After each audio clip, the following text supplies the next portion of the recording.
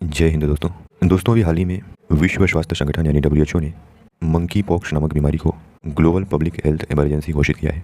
दोस्तों यह 2 साल में दूसरी बार है जब इस बीमारी को हेल्थ इमरजेंसी बताया गया है।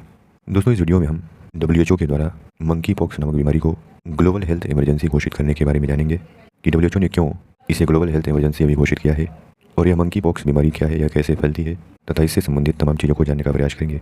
लेकिन उससे पहले अगर आपने चैनल को सब्सक्राइब नहीं किया तो चैनल को कर लें सब्सक्राइब और बेल आइकन को प्रेस करें ताकि चैनल से संबंधित सभी तरह की अपडेट्स आपको मिलती रहे।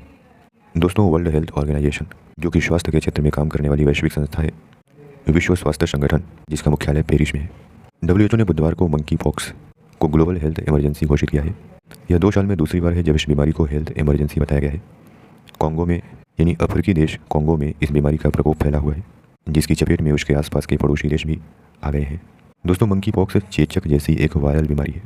आमतौर पर इस वायरस से संक्रमण के ज़्यादा दुष्प्रभाव नहीं आते हैं, यानी इस वायरस से संक्रमण के ज़्यादा दुष्प्रभाव नहीं होते हैं, लेकिन दुर्लभ मामलों में यह घातक हो सकता है। इसके चलते फ्लू जैसे लक्षण दिखते हैं और शरीर पर मवाद से भरे घाव हो जाते हैं। यह virus orthopox virus genus family का ही मेंबर है जो कि चेचक यानी स्मॉल पॉक्स के लिए भी जिम्मेदार है। दोस्तों WHO इसलिए भी चिंतित है क्योंकि मंकी पॉक्स के अलग अलग प्रकोप में जो मोर्टेलिटी रेट यानी मरने वाले की दर है अलग अलग देखी गई है। कई बार तो यह 10% से भी ज़्यादा रही है। यह इसलिए ज़्यादा खतरनाक साबित हो सकता है क्योंकि यह संक्रामक बीमारी है।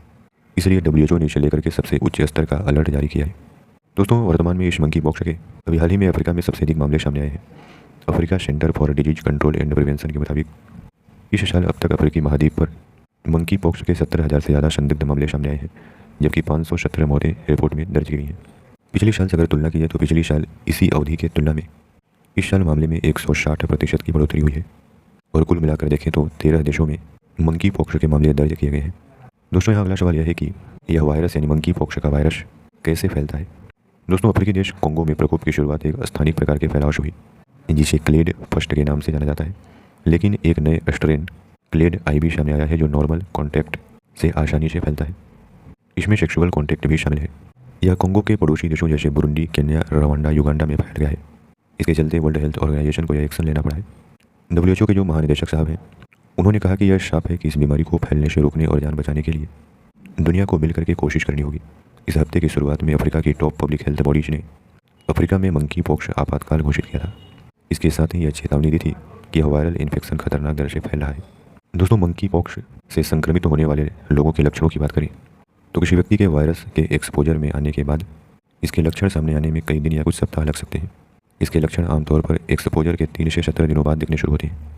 जब कोई व्यक्ति वायरस के एक्सपोजर में आया और जब इसके लक्षण दिखने शुरू हुए, इस बीच के समय को इनक्यूबेशन पीरियड कहते हैं। मंकी पॉक्स के लक्षण आमतौर पर 2 से 4 सप्ताह तक बने रहते हैं। मंकी पॉक्स का सबसे शुरुआती लक्षण बुखार होता है। फिर बुखार शुरू होने के लगभग 1 से 4 दिन के बाद त्वचा पर दाने निकलने शुरू होते हैं। इसमें निकलने वाले दाने अक्सर पहले चेहरे पर दिखते हैं। हालांकि वर्ष 2022 में शुरू हुए प्रकोप से जुड़े मामलों में दाने अक्सर जननांग क्षेत्र से शुरू होते थे। कुछ लोगों के दाने मुंह या गले से भी शुरू हो रहे थे। दोस्तों मंकी पॉक्स के रैश कई चरणों से गुजरते हैं। शुरू में निकलने चपटे दाने फफोले में बदल जाते हैं, फिर ये छाले मवाद से भर जाते हैं। इसके बाद पपड़ी बन जाती है और 2 से 4 सप्ताह की अवधि तक सूख करके खत्म हो जाते हैं। ये दाने मुंह, चेहरे, हाथ, पैर आदि शरीर पर कहीं भी हो सकते हैं। कई बार ये तो गले में भी हो जाते हैं। जब से मंकी पॉक्स के लक्षण दिखने शुरू होते हैं तब से लेकर के आपने अपने दाने और पपड़ी ठीक होने तक संक्रमित व्यक्ति से फैला सकता है। इसके अलावा लक्षण विकसित होने से पहले भी यह संक्रमित व्यक्ति के जरिए फैल सकता है। दोस्तों मंकी पॉक्स से पीड़ित हर व्यक्ति में सभी लक्षण विकसित नहीं होते हैं। आमतौर पर संक्रमित लोग इस तरह के लक्षणों से गुजरते हैं। त्वचा में केवल दाने निकलते हैं और कोई अन्य लक्षण नहीं दिख रहा है। कई बार कुछ लक्षण बाद में विकसित होते हैं। दोस्तों यह वायरस किसी को प्रभावित कर सकता है, यानी यह वायरस किसी व्यक्ति को भी प्रभावित कर सकता है। हालांकि अफ्रीका के ज़्यादातर मामलों में 15 साल से कम उम्र के बच्चे इससे ज़्यादा शिकार हुए हैं। इसकी एक वजह यह भी हो सकती है कि ज़्यादातर वयस्कों को मंकी पॉक्स में प्रभावी चेचक के टीके लग चुके थे, जबकि ये बच्चों को नहीं लगाए जा सकते थे। Centre for disease control and prevention के मुताबिक मंकी पॉक्स के संक्रमण के लिए वर्तमान में कोई खास उपचार जो है उपलब्ध नहीं है। हालांकि कुछ दवाओं की मदद से इसके फैलने को नियंत्रित किया जा सकता है। दोस्तों क्या मंकी पॉक्स से बचने का कोई उपाय है, तो इसके बारे में हेल्थ एक्सपर्ट कहते हैं मंकी पॉक्स के प्रकोप से हमें कई वैक्सीन बचा सकती हैं। कुछ वैक्सीन इसके लिए ही तैयार की गई है, जबकि कुछ वैक्सीन चेचक के लिए तैयार की गई थी जो कि इस रोग में भी कारगर है। तो दोस्तों कैसी लगी आपको यह वीडियो में ज़रूर बताएं। धन्यवाद।